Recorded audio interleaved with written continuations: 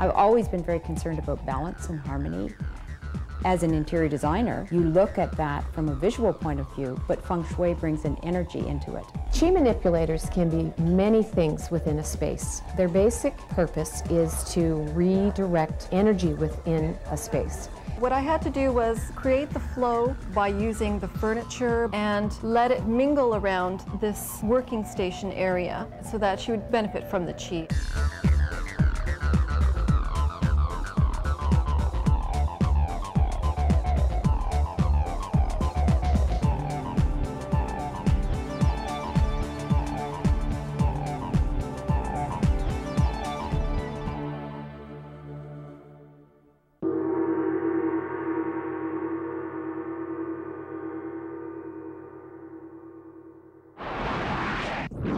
Where you work or where you play, Feng Shui Life aims to charge up the qi.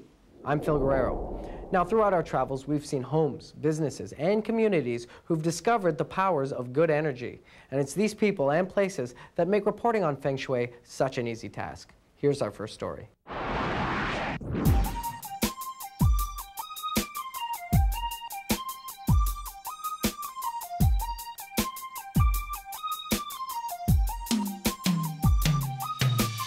Urban Mode is a contemporary design store. We sell a lot of items for the home that are very contemporary in feeling and design.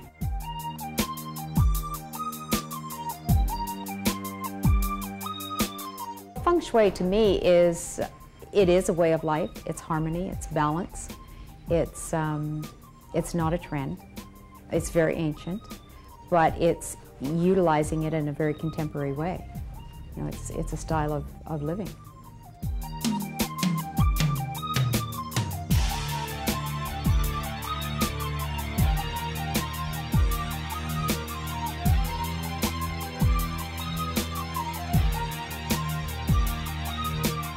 Merlene and I met, we were both interested in Feng Shui, and we were both actually taking a seminar together. And then she went on to work in the field, and I remained, you know, working here at Urban Mode and wanting to bring the philosophies of Feng Shui into Urban Mode. So then I asked Val to come and audit the store and work on the premises with me. Merlene moved into the initial space next door and then expanded, and that created a few problems when she actually took on the extra space and expanded. So she was looking at ways to actually improve the harmony and the flow in the space. I've always been very concerned about balance and harmony. As an interior designer, you look at that from a visual point of view, but Feng Shui brings an energy into it. We started working together on different theories and different things that might actually help improve traffic flow, sales, staff morale, all those kind of things. As a business owner, you're always looking at prosperity, profitability. You're always looking at the way that people, the relationships of people, not only you with other people, but staff with you and with customers. So it's always relationships. So it's the relationship between objects and people and money, which is another energy.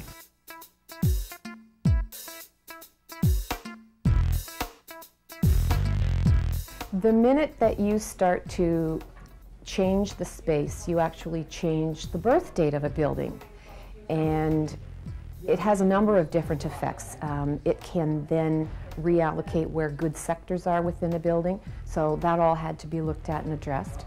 And in this particular space, this added side became a bit of a problem. Staff were not as comfortable on this side of the building. Every time I would have staff working on this this side of the store, they would always meander over there. We had two doors, a door on this side and a door on the other side. It didn't work because customers were confused. Customers still thought of it as being two separate stores as opposed to one. Even though we broke holes in the wall, it wasn't enough. In order to make this work, we actually looked at a number of things in this space. Placement of objects. We used mirrors from one side to the other so that the actual energy between the two separate buildings would mix and it would draw people in. The energy would flow more smoothly through the space. We examined the new chart of the building because it now actually had A different layout for 8 mansions. The flying stars were changed when they had to cut a hole through the wall and expand the 2 buildings into one. The next thing we did was remove the secondary cache and put them into one central cache location, which is also the prosperity sector in the 8 mansions method, which helped to solidify the staff. They have now one focal point for cache, so it makes the administration center stronger.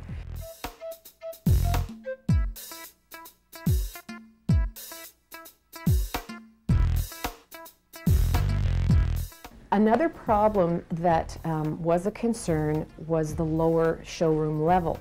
They wanted to maximize the space in this unit, and they had trouble getting people to actually view the furniture that was available downstairs. So we took a look at that space, and there were no windows, and it was a darker color downstairs. The suggestion was to paint the walls a brighter color and to light the ceiling so that it gives the effect of raising the ceiling up. We also put in window boxes so that it has the effect of an exterior window and natural daylight coming in. We put some signage on the stairwell so that it was very evident that people were welcome to come down there, and it's had a huge impact on the traffic flow of people down through that space. It's much more comfortable down there now.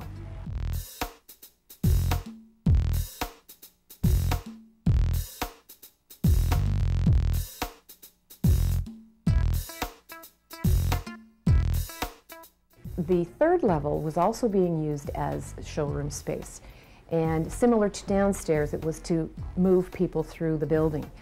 What was done there was the lighting. We set at the top of the staircase a very eye-catching piece so that when people walk past the stairwell, they're brought up to the top of the stairs. It's very inviting, it's very interesting, and it piques their curiosity, so they want to find out what else is up there. And people will then follow the signage and go up to the top level.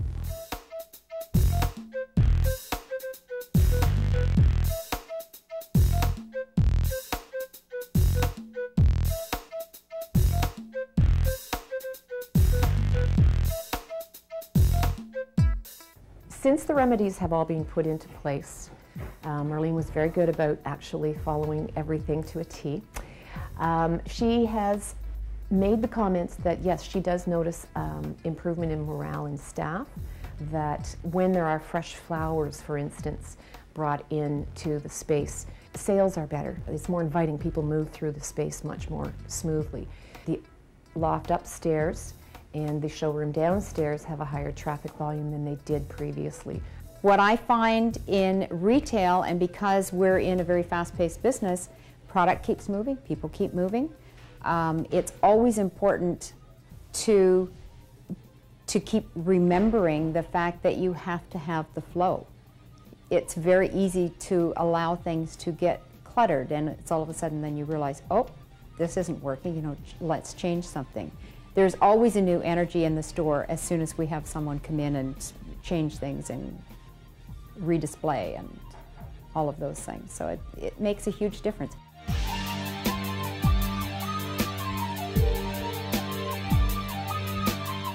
I've really enjoyed working on this particular case. Marlene's been fun to work with. We've actually become very good friends, personal friends, and it's been very interesting to see the changes put in place and notice the dramatic effects that it's had, and then get the feedback from her and find out that what we had hoped would happen has actually occurred for her. Commercial property is my passion. I love doing that. So it's always nice to know that when you're working for someone's best interest, that you actually can achieve what you set out to do. I believe that other property owners and other retailers or other business owners who are not using Feng Shui are missing out on something. I really do. It's a way of living. It's a way of organizing not only your surroundings, but it has a dramatic effect on your emotional state, and it just makes things work.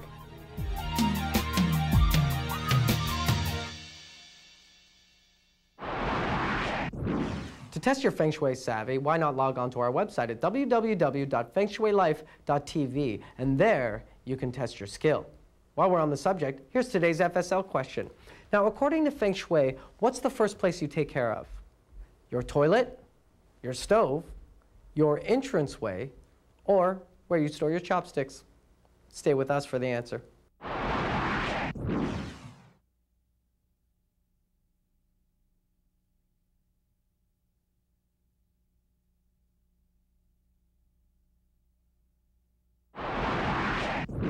There are so many products on the market today that can help you correct, redirect, and activate energy.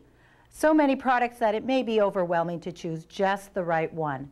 So to help make your life as stress-free as possible, we put together this Feng Shui for Sale segment. Enjoy the shopping.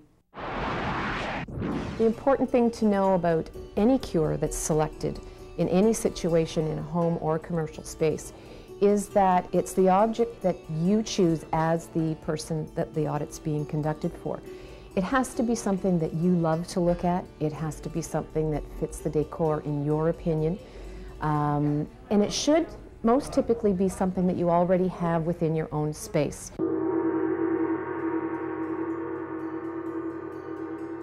With water features, I always place them with great care and respect in any property. They are one of the strongest activators available, so you don't always have to have a moving water fountain. You can use quiet, still water. You can also use representative things of water, like wavy shapes. You can use the colors as a representative. So blue artwork with lots of blue as the predominant color is also very good as a water representation. Something that moves, like a pendulum clock. An aquarium, of course, is still water, but the fish are moving through it. So there's lots of things that can be used that will take you away from traditionally using just a water fountain. There's many items that you can look at using.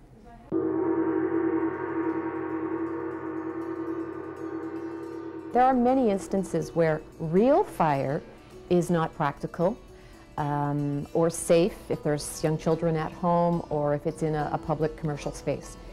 So there are many things that can be used which also will give you the same effect as a real fire. Lights are excellent. The color red works very, very well. You can use pointed objects such as the ends of curtain rods with the leaves that come to a point. Arrow tips, that type of thing. You can use a bowl of flowers in the middle of the table with bright red. Candles, of course. One tip I always suggest to people is don't just put a candle that's never been lit in a space. Make sure you've lit the candle so it's actually had a live purpose.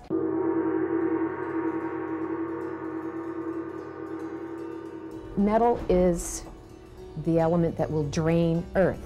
So there are instances where you need to use metal noise. Perfect example, if you think of a piano and the striking of a key on the metal cord, the wire cord, that's a metal noise. Not everyone has a piano, so many of the contemporary options that you can use are things such as radios, a ticking clock, a pendulum clock with a chime. Chimes of any description, really, metal chimes that make that tinkle sound that have the same effect. What they're doing is breaking up the earth energies, which is the intended purpose of using metal noise.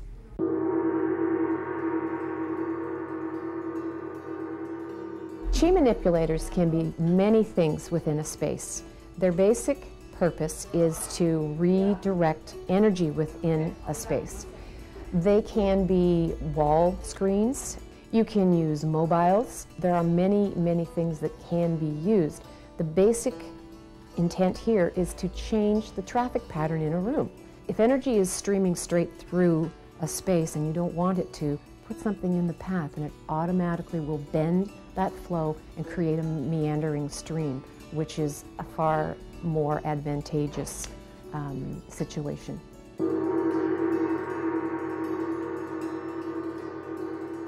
Symbolism is something that's very important for the individual using it. You can think of examples in North America, the crucifix, the Star of David, Buddha. They all are different objects, but they have a very personal meaning for people.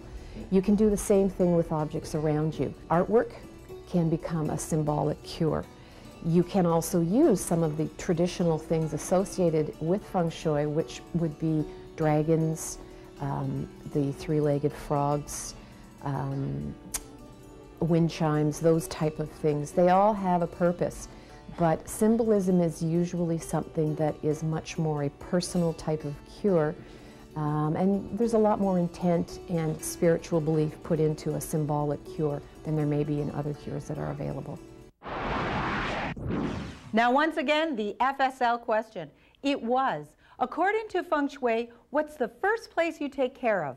The toilet, the stove, the entrance, or where you keep your chopsticks?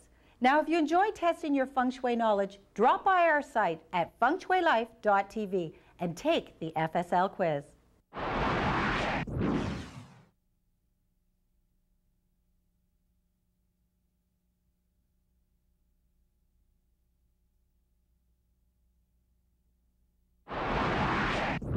It's been said that the feng shui of a business can make or break its success, but it isn't always necessary to seek the advice of a master or expert practitioner. Here's a feng shui do-it-yourself story featuring a beauty salon owner who, together with her interior designing friend, apply their feng shui knowledge to achieve some great results.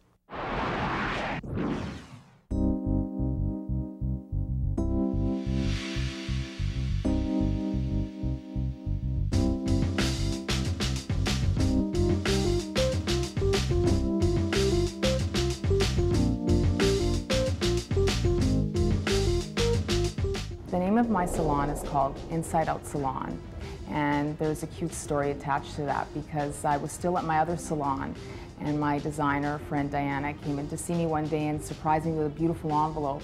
And in this envelope was the name of my salon already put inside an envelope on a business card, some letterhead with a beautiful Asian looking logo. And the reason she came up with that name, she worked very hard on it, is because she knows I'm into a lot of holistic things. And she knows that even when I talk to my clients, even though we're talking about outer beauty, really means nothing if there's no inner beauty and there's no inner health. So that's how she came up with the phrase inside out, because I like to work from the inside out. I incorporate feng shui in all of my design work, whether the client knows about it or not, because it just gives me that added edge, taking in the basic principles of interior design and melding them with the feng shui discipline. It just pinpoints the obvious problems or situations that need to be addressed in my design work. When I started to look for salon space, I had to look at many things, but I always traveled with my compass. And when I entered this one space, I had a feeling that it would be mine. There were other close calls, but I knew this was it.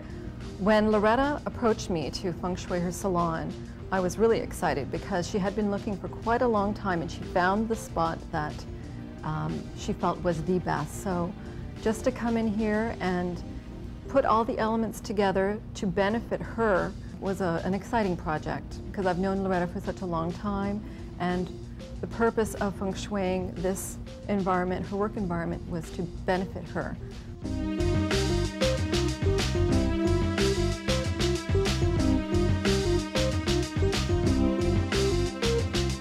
I do find that in general, not just with feng shui, but just holistically speaking, that a lot of light makes people feel better. The lighting in here was a challenge. So in order to achieve a very lit ambiance without harsh white light, I had to create a series of screens that could be brought from the bottom up rather than the top down, so that you still have the free-flowing light above, but it creates a nice ambient soft light where people are walking and working. It was very important to me to have a space where clients would enter and feel at peace. And that has been happening. And I think I do owe it to the amount of light that comes into the space. It was a huge selling feature as well. And literally, even on a gray day, we still get a tremendous amount of light in here, and it just soothes people's nerves. It makes people feel better. I've had clients fall asleep on the couch. So I take that as a compliment.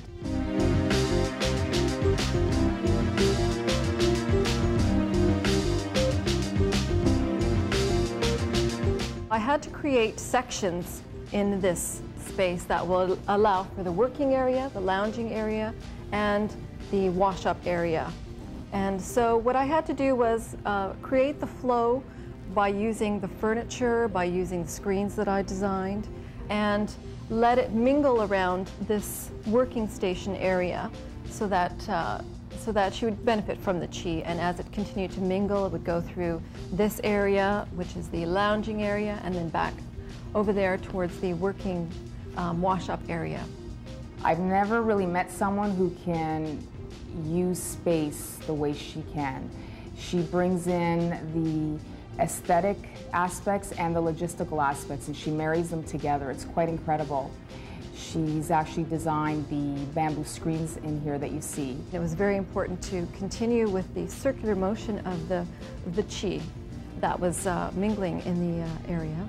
So the screens are basically bamboo embedded in a concrete base, which are two sections of semicircles, so that you get a very free-flowing effect. They divide the room, but they don't close any areas off. You can see through them, and yet they still separate the space. They're my favorite pieces.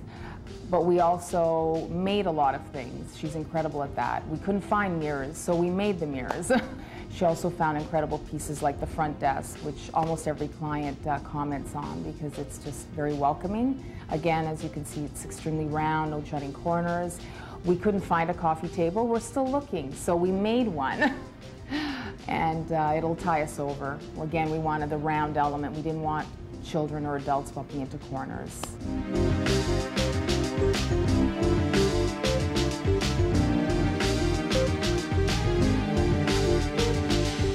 The change area was a challenge in this space because we tried to maintain an open feel, so I couldn't really introduce a box or a change area. So what I did was I created a set of drapery that hangs freely from the ceiling and is pinned back to the wall so that it can be pushed out of the way, and when it's needed, it can be unpinned and then closed, so it creates a temporary change area.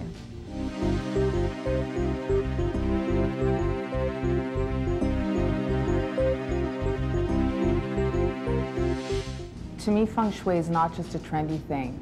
It's a philosophy. It's a way of bringing inner and outer health and joining them together in harmony. I think in this day and age, to have the knowledge of Feng Shui on top of the knowledge of traditional interior design gives them the edge that they need to be the best that they can be as interior designers.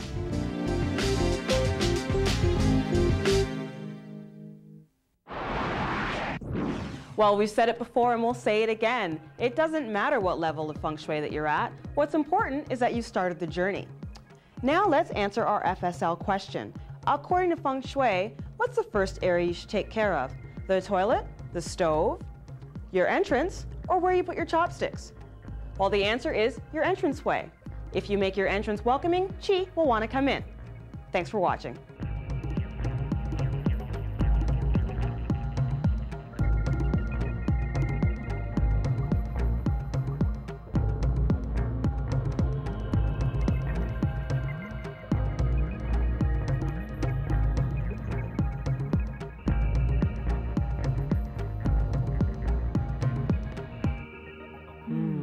Please refer to your manuals.